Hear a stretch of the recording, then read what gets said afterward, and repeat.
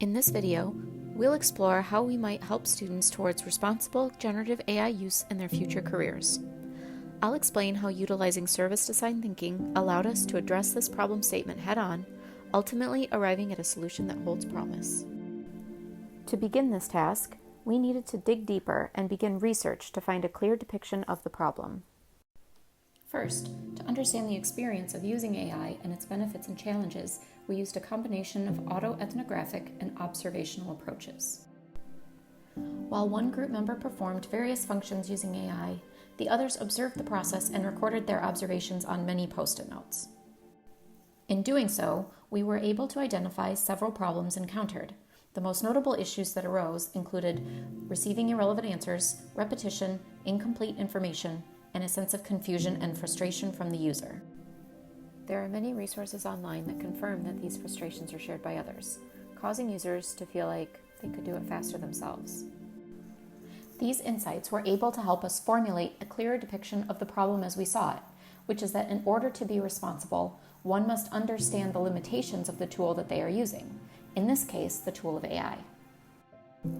Thanks to this new understanding, after a quick vote, our group arrived at the amended question, how might we teach students effective practices in using AI? The idea is that by better educating students about the limitations of AI, they will be equipped to make responsible choices in its use, both currently and in their future careers. We established a research wall to systematically organize our ideas and identified 5 specific research objectives. To efficiently manage our time, we allocated these objectives among team members to avoid overlap. After completing our initial research, we discussed our findings collectively. We conducted more secondary research by exploring relevant information through journal articles, news sites, and discussion boards online. To get to know our user better, we created an empathy map to visualize different areas like tasks, feelings, pain points, goals, and influences. This allowed us to look at a bigger picture and draw out unexpected insights of our users' needs. We were able to identify many traits in this process and decided that the most important trait to focus on was that our user is feeling hopeful but doubtful about the use of AI. We created realistic personas that addressed meaningful user attributes, like Georgina, a 22-year-old master's student at the University of London aspiring to be a marketing professional. Georgina believes AI will help her generate good ideas and achieve high grades. She is aware of AI's issues and finds information easy to access but hard to verify. With sufficient data, we began critically reflecting on our problem statement, developing several key insights to summarize our findings. Using this framework, we arrived at 3 key insights, reflecting on Georgina's experience of being hopeful but doubtful. At this point, our group experienced some confusion about the purpose of key insights and what we were trying to accomplish. To work through this, we paused to return to our research wall and empathy map to remind ourselves of initial insights and the overall goals. It's important to note that the design thinking process is iterative. We may need to revisit previous stages based on new insights or changes in users' needs. This flexibility allows for continuous improvement and refinement of solutions. We then began the ideation stage. The key is to think outside of the box and encourage wild ideas without immediate judgment. The goal is to generate as many ideas as possible from the practical to the unrealistic. There are many methods that can be very effective to carry out ideation. Some are best suited to larger groups, but many can create a large amount of ideas with even a few participants. Our group began by brainwriting, or writing as many ideas on Post-its as we could in a given time frame. We were able to generate some possible solutions to our problem statement. After reviewing these together and answering any questions about what we had contributed, we felt it was important to generate more ideas and decided we needed to find a different way to think about the problem. We then attempted the AESEO method, where we considered if our personas were in a positive or negative state of mind when encountering different scenarios. This allowed us to look for missed opportunities in considering our users' needs and experiences.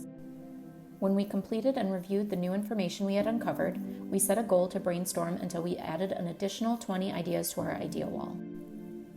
We used bullseye diagramming as a method of ranking items of importance using a target diagram. In addition to giving us a clear look at our priorities, this enabled us to get an understanding of the ideas that other group members were most confident in moving forward to the next stage of design thinking. With a clear sense of priorities, we were in agreement that we would move forward with prototyping a mandatory online module for university students that would teach them how to use AI effectively. We were ready to prototype. Prototyping involves building simple, tangible representations of a few selected ideas.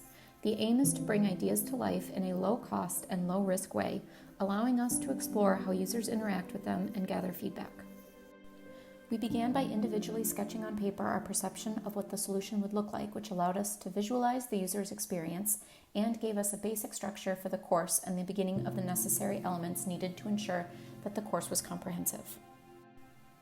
After comparing our sketches, it was clear that a second prototyping method called wireframing, or creating a schematic layout of a web page or app, would be another effective prototyping method for this idea, since we want to introduce a mandatory online module.